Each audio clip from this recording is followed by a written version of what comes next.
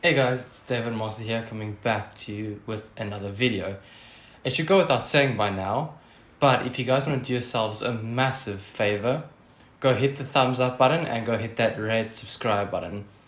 And yeah, I'll also appreciate it deeply. And then just carry on learning from an awesome video.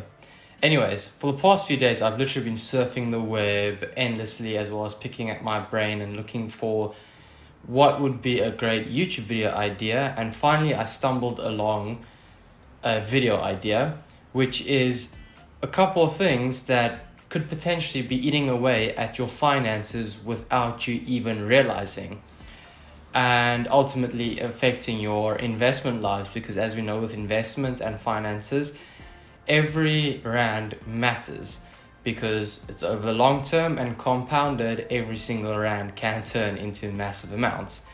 It's actually quite interesting. It happens to be that one of the biggest things that literally munches up any bit of money it can find is when you don't hit the like button on this YouTube video, so that the YouTube algorithm can send you more videos like these and ultimately make you better at managing your own personal finances. But anyways, make sure to hit the like button, and without further ado, let's get right into the video. So, without any specific order, thing number one that could be eating at your finances majorly without realizing is eating out constantly. Now, majority of people that I know, especially in the work world, usually do breakfast and lunch, and sometimes even dinner. Eating out because it's just convenient. It's easy to quickly, call up, order Uber Eats or whatnot, right? Let's quickly look into the maths though. If you spend 150 Rand on breakfast and then another 150 Rand on lunch, that's 750 per week, which equates to over 39,000 Rand a year spent on just eating out. That's almost a whole extra month worth of income on a higher earning job that you could be saving for yourself. Obviously, factoring in that you're still going to have to pay for food, because food is what we need to live, right? You could be saving about half of that at least, because eating out obviously should be a no-brainer that it's more expensive. So you're going to be ideally saving around 19,000 Rand that you could be saving if you just stopped eating out. And this only gets worse for people who also eat out over the weekend, and also, like I mentioned, eat out at dinner and not only at breakfast and lunch. So thing number two that can eat out away at your finances is monthly subscriptions. Now this might not seem like such a big deal at first, because like Netflix is like $9 or something per month, which is like 150 Rand. And it's not crazy amounts, it really isn't, but everything that adds up, if you add phone bills, if you add Wi-Fi, if you add more subscriptions than just Netflix, if you have monthly gym accounts and everything. So I'm not saying cancel all of these, because some of them you actually might need, like a gym membership, a phone a membership, etc., etc. But look deeply into which of these you don't really need, and then try cut those out if possible. Then thing number three that could be eating out at your finances is buying in bulk. Now, many people buy in bulk for purpose on, number one, saving. Like, instead of buying a 200 gram pack of oats, they buy a 1 kilo pack of oats, because it usually does work out cheaper. But they also, what they try to do is they try to spend more so they can get rewards with their bank cards, whether it's an American Express or maybe it's that specific shop's like loyalty member card. So they end up spending more and buying more than they actually need in order to get more points. And in the long run, if you do the maths on that, it actually works out more expensive buying the things you really don't need just to get those few extra rands of savings. So that is number three. Number four, and this is probably my favorite one, is now name brand products, like Louis Vuitton, Gucci, all those big brands which everyone for some reason fantasizes over buying. And I always say that if you can't afford Louis Vuitton, don't freaking buy it, because no one cares if you're wearing a Louis V belt or a Zara belt. That's just the truth. And I won't even go into how much you could be saving if you cut out name brand products, because it should be a no-brainer to you. I mean, none of us here watching this video is stupid. Like, we all know how much those things cost. So you could be saving so much money if we buy the clothes we needed, with the emphasis on needed or need, if we buy at shops like Zara and H&M, which, by the way, have very, very, very good quality.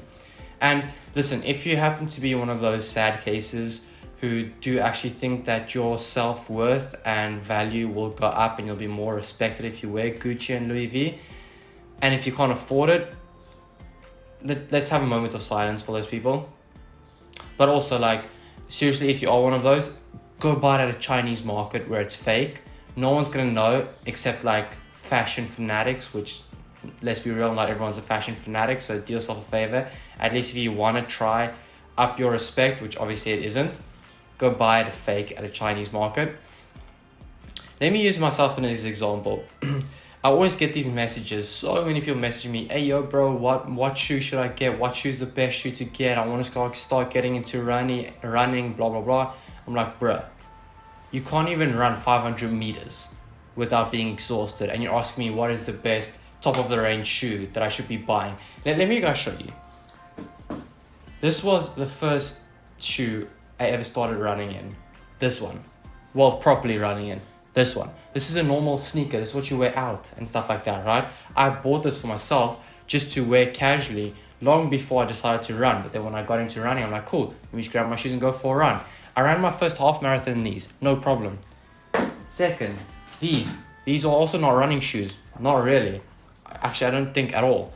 And I ran countless of half marathons in these and 30 kilometers, and did a lot of personal records, including 5K personal record and 10K personal record, including my first marathon in these.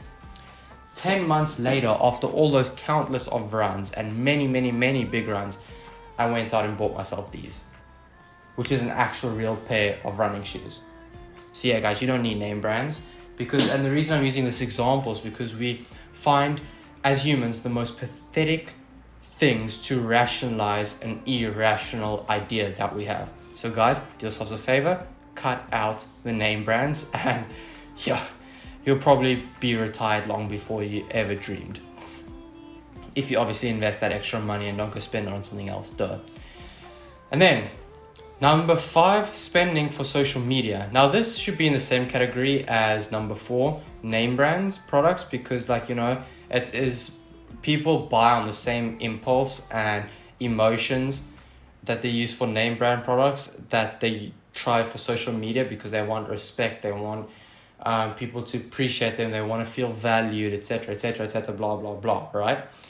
So many of you might be saying, oh no, come on, man, that's just ridiculous. No one buys things for social media. But no, psychologically, that is actually a thing. Think about it.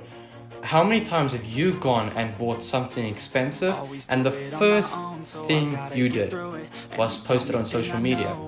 I'm guilty for that. Believe me, I'm guilty for that. That's why I'm saying this. Like, these are all things I'm guilty for in the past.